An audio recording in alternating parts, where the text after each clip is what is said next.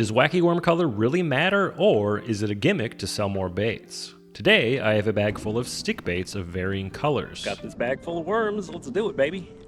The challenge is simple. It's a wacky worm showdown where I keep casting with one color until I catch a fish.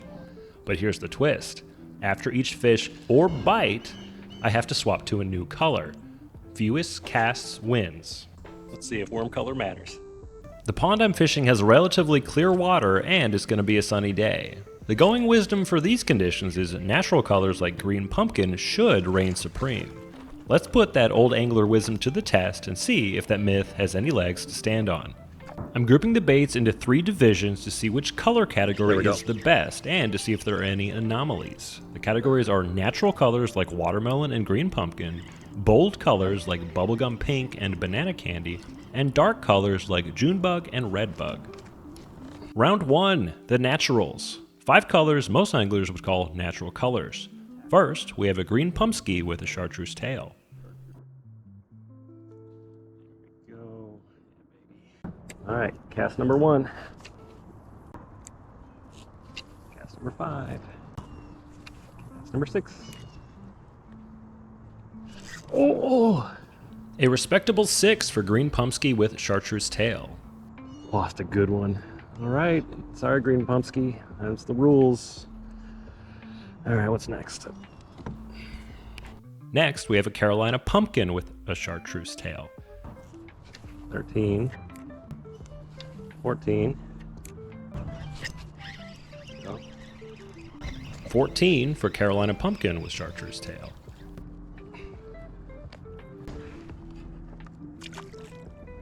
Now, we have a watermelon that I put in the wrong bag. 15. 15 for watermelon, just barely losing to Carolina pumpkin. Green pumpsky still in the lead with 6.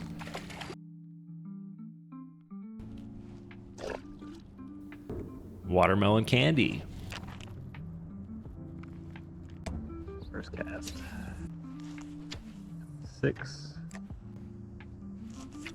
7. 8.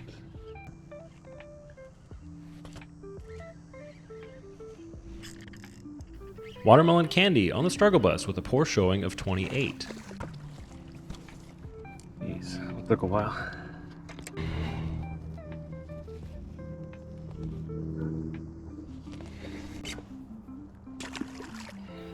And finally, mosswood. Yeah, baby, look at that.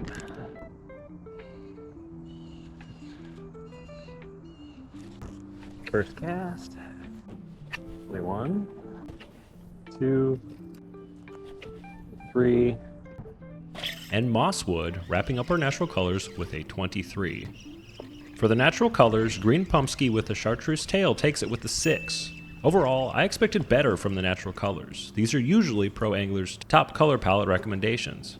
Naturals come out with an average of 17.2 casts for a bite. Now onto the bold and bright colors. First, we have chartreuse pepper. Number 13. Number 14. There we go. Cast number 14, baby. 14 with the chartreuse pepper. Next, we have banana candy.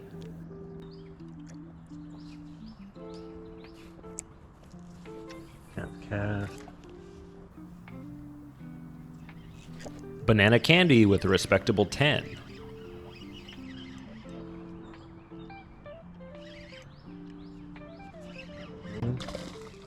Oh.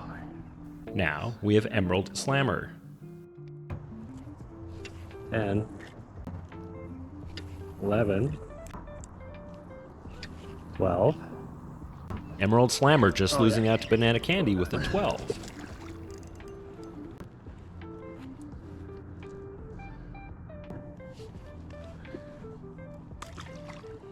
Next, we have frost white. Cast number 1. Cast number 2. 17. 18. Frost White with an 18, which surprised me because I usually have great success on white Wacky Worms.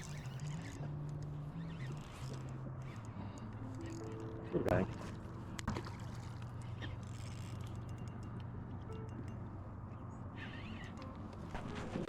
All right. 18. All right. Next is Bubblegum Pink. Bubblegum Pink. Number 6. A strong 6, which ties us with our current leader, Green Pumpsky with Chartreuse Tail.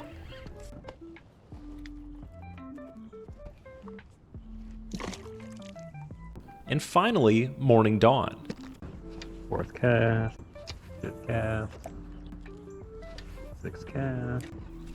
Morning Dawn with another 6 to make it a 3-way tie. For the bold colors, Bubblegum Pink and Morning Dawn tie the lead with 6. I'm a bit surprised. The bold colors were super strong with an overall 11 average casts for a bite. Let's see how our final category can hold up with the dark colors. First, we have Junebug. 13th cast. 14th cast. A pretty middling 14 for Junebug to start off the dark colors. Next, we have Red Shad. 1st cast. An impressive first cast with the Red Shad knocking it out of the park. Literally a perfect score. 1st cast. Not gonna complain.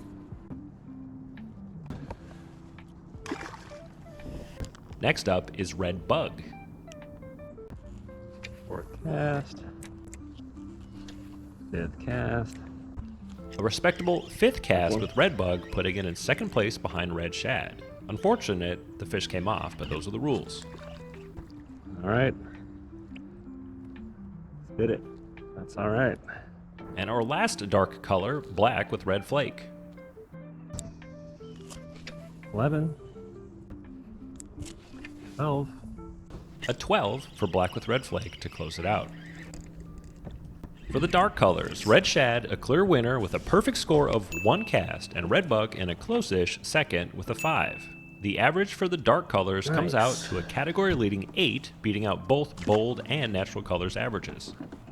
If you like deep dives like this on the nuances of popular fishing baits, make sure to check out my new ebook that I just launched that covers 25 of the most important bass baits of all time.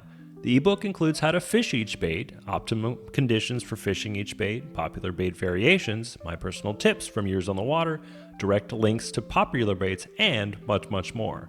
Link in the description. Okay, so what can we tell from this session and what can we not tell? First, here are the final rankings with Red Shad in 1st, Red Bug in 2nd, and then a 3-way tie for 3rd with Green Pumpsky with Chartreuse Tail, Bubblegum Pink, and Morning Dawn all at a 6. For the categories, dark colors come in 1st with an average of 8 casts per bite, bolds come in 2nd with an 11 casts per bite, and natural colors with a distant 3rd of 17.2 casts per bite. Does this mean you should go fish with exclusively red shad colored Wacky Worms? Not quite yet. This testing is far from perfect, but it does have a few interesting threads to pull for next time. I did notice that all the reddish or pinkish toned worms overperformed in this data set. Notice how Red Shad, Red Bug, Bubblegum, and Morning Dawn are all in the top 5. Could be random chance, but could be something to keep an eye on.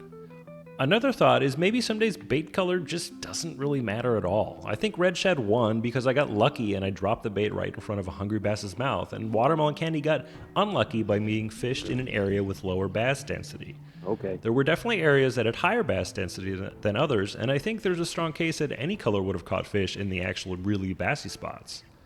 I'll also note that I fish my Wacky Worms in a pretty active way. I wasn't pausing super long to let the bait drop, and I popped the bait quite a bit to cause the worm arms to wiggle in the water. I feel like the bass may key into the shape and movement of the bait more than the color. On the flip side, maybe the bass were actually avoiding the natural colors and preferentially seeking the dark and bold colors for one reason or another. Who knows? This is one small data set, and I had a blast, so that's really all that matters, right? I think the biggest thing for me was questioning that angler wisdom that natural colors would dominate in these conditions. There was no clear bass preference to natural colors, and actually, this small data set had natural colors as the lowest performing category. Pretty interesting. Let me know your thoughts on how to interpret the data in the comments. I hope this information helps you on your fishing journey and ultimately catch more fish.